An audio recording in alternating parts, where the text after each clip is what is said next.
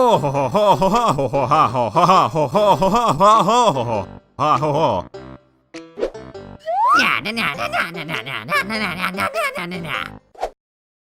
Oh, after what feels like years of anticipation, Yooka-Laylee is finally out. The game comes from the minds behind the original Banjo-Kazooie, now under the name Playtonic, and are back to see if they can revive the 3D collectathon platformer genre. So with the success of the Kickstarter, which I backed because my love of Banjo-Kazooie knows no bounds, did Playtonic succeed? I think they have to, or else the genre's a bit screwed. Literally from the moment the game starts, I'm already won over. The menu is just like Banjo-Kazooie's, with each game file being the protagonists, Yooka and Laylee, doing different stuff. I mean, look at Yooka spin. Oh, he's adorable. As we start the game, we see the main villain Capital B and his henchman Dr. Quack, who are about to activate their big plan. And what is that I hear? Oh yes, these voices are perfect, right Roger? Right! World 4 better have a golf course or else I will stop being so polite. So, their plan involves a machine called the Novelizer 64, love it, which sucks up every book in the land, one of which happens to belong to our titular duo, Yooka and Laylee. Right off the bat, we're straight into gameplay. No loading screens or anything. That's impressive. And, oh, this game controls like a dream. Yooka's movement feels really natural and the jumping feels oh so very precise. With all the insane platforming ahead, this is a great sign. Also, another great sign is just how charming the game is. First things first, we meet Trouser. A trouser snake. Lock up your daughters, Playtonic's on the prowl again! Who teaches the duo their very first move, which is the simple spin attack. And now that we've heard more characters, I have to reiterate that I love these voices, especially Trouser. Yeah, that sassy snaky tone. Now one would fear that this is just a hand-holding tutorial, but nope. If you know what you're doing, you can blitz through and the game doesn't punish you for doing so. This is the kind of thing I've been craving. No bullshit, just straight to it. And speaking of straight to it, here's the main hub world, Ivory Towers, and god, this music is fantastic.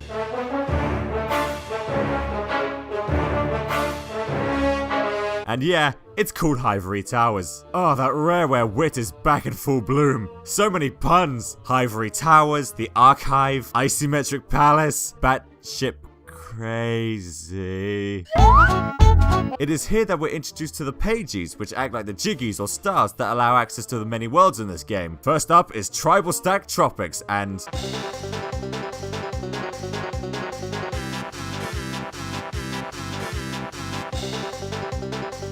It's beautiful. Really. This is what I've wanted for so goddamn long. A vibrant world full of fun characters. Lots of places to go with many missions to complete in order to progress that make use of all the moves I've gathered. It's perfect. It's like I'm a kid again. As you explore, you start to realize that this game is very similar to Banjo-Kazooie. Trouser acts like Bottles, who teaches the duo new moves, and Dr. Puzz, who fills in for Mumbo and transforms our duo into all sorts of crazy things. Dr. Puzz?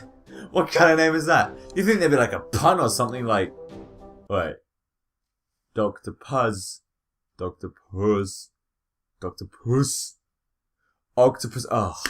And yeah, even I'll admit the transformations don't serve that much purpose. The only one that really stuck out was World 5, as it's used to get more than just one pagey. You need it to traverse a lot of that level. Here though, you're a flower. Yeah, because that's what all gamers want to be. Capital B. Hey look, a random skeleton girl. Hey Roger, are you related to... Roger? Hey Roger, you missed your cue!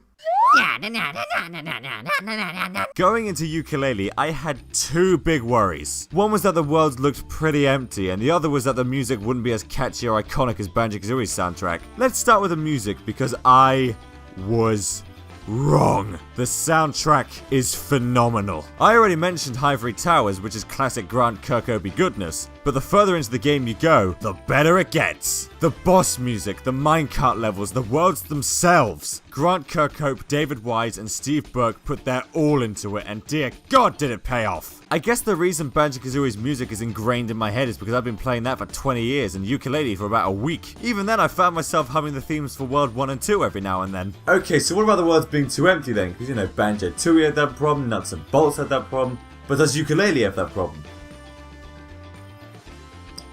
No.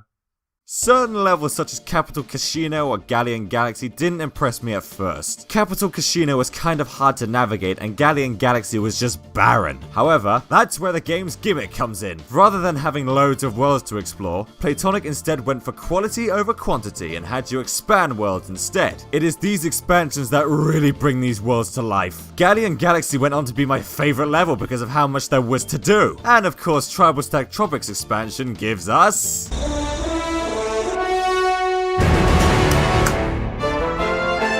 a shoveled knight!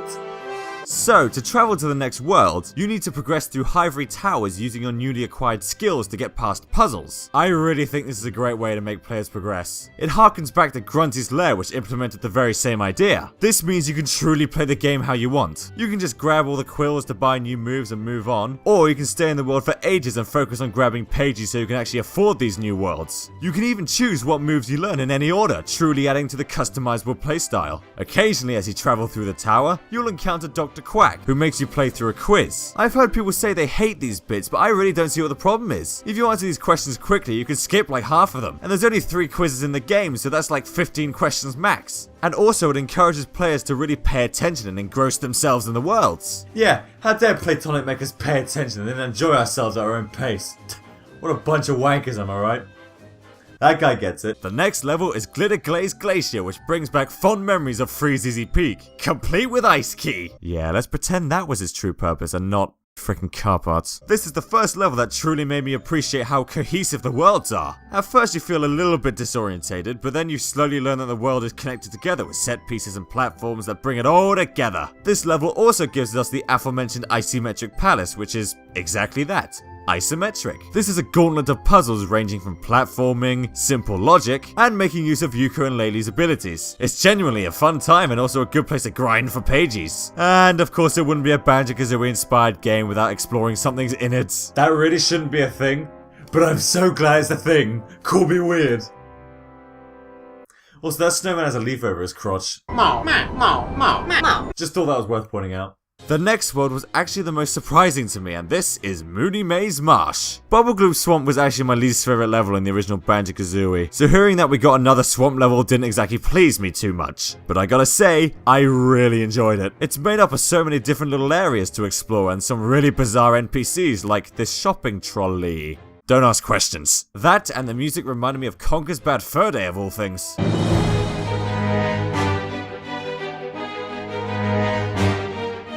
Also, Yooka-Laylee's piranha transformation is weirdly adorable. Just look at his little faces. While exploring this level, I noticed that Yooka-Laylee actually feel really different from Banjo-Kazooie, which I think is a great thing. We didn't literally just want Banjo-Kazooie with a new skin, we wanted something inspired by Banjo-Kazooie. Kazooie was the one who did most of the work before, but now Yooka does just as much as Laylee. The two really work well together and their moves complement their designs and character. Yeah, it's like if I use my hair as a shield or Roger uses dismembered leg as a weapon.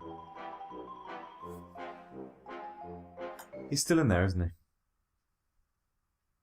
Christ. On to the next world with Capital Casino, which, I'll admit, I was the most fearful of. Instead of being given pages, you are instead rewarded with tokens that you trade at the booth, which is run by...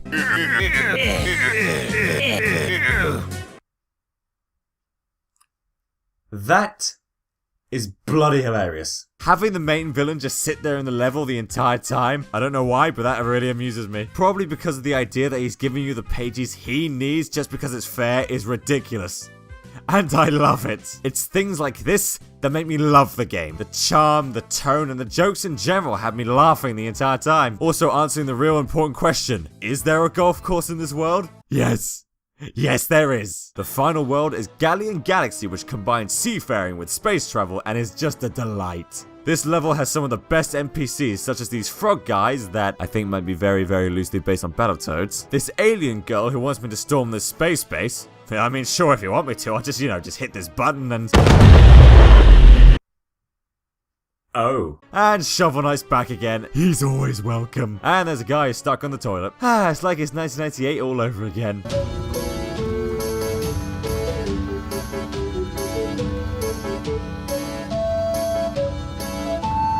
I should just put that out of his misery. Oh, I shouldn't have done that. Well, there's a nice segue into the bosses of Yooka-Laylee. There is a great variety of them that make use of all the different mechanics. Platforming, minecarts, transformations, the works. The part I love most about them though is actually finding them. Most of them you'll accidentally stumble across with no idea you just caused the boss fight. They're contextual to the worlds and offer plenty of laughs. I mean, come on, one of the bosses looks like a Connect and is called Inept. Not bitter then, lads. And the best part of the bosses is that they're just so fun. I mean, I wouldn't have guessed that a face on a wall would make for a fun boss. Little side note is that the World 3 boss is amazing. He's a Cockney Kraken who just wants to watch his soap operas. And he says this. Of course, where there are bosses, there is bound to be frustration. In fact, there's another complaint I've heard is that the game is too hard and frustrating at times. I believe there's a word for that. Now, what was that word? I believe it was something like challenge. You know what games were challenging? Banjo-Kazooie, Banjo-Tooie, Donkey Kong 64? Oh, I'm sorry, did you want a game that you could just plow through with no effort? Oh, well, actually, I wanted a game that tested me. Something that smoothly gets harder and harder as the game goes on, with lots of moments where I may slip up, but learn from my mistakes. I want that one more time, I got this feeling. That perfect angry zone where you have that feeling of determination and perseverance that makes you want to push on. I haven't felt that perfect balance in a long time. I certainly got that feeling with Inept, because he's so goddamn hard and keeps throwing crap at you and doesn't let up, and he has like 3 phases and is already following a really hard minigame. We have to get 150 gems. I was like 151, and goddamn it, next time, bitch!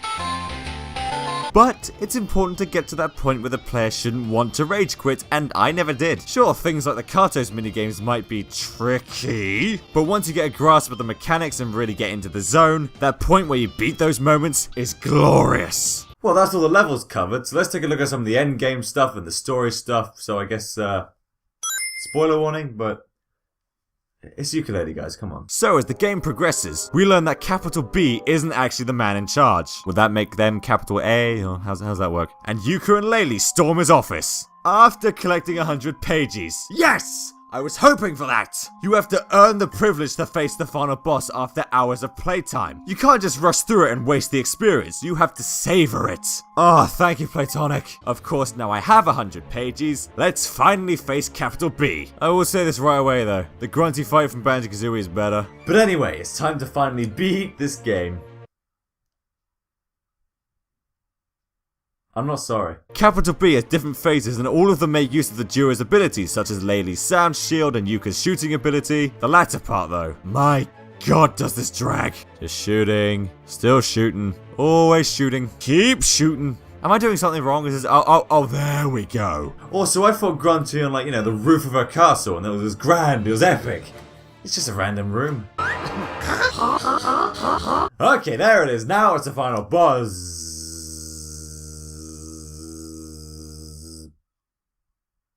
Because he's a bee.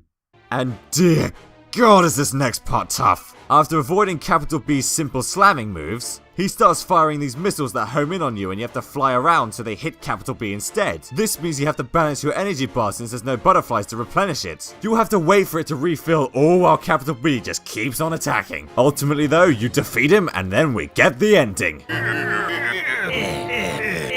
Yup, turns out Capital B was just doing his job while Quack monitored him. Are we doing some kind of sequel hook here? What is this? What's going on? However, they're taken out by a cannonball and Yooka and Laylee return home with the book and yes!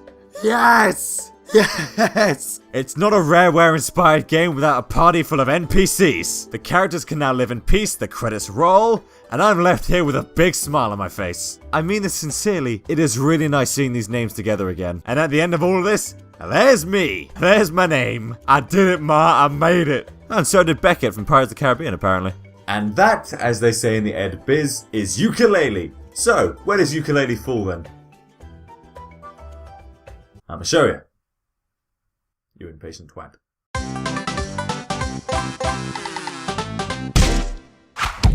Yup! To me, Yooka-Laylee is the closest thing we're gonna get to Banjo 3. It's a fun, cohesive platformer full of great charm, music, characters, worlds, it's everything. It really captures that old Rareware feeling I haven't felt in years. It was worth the wait. I anticipate whatever Playtonic has next up their sleeves. Which I really hope is a kart racer, honestly. Now though, I've got a taste of that retro goodness. So, I'm gonna go hit an arcade. you'll get him next time, bud.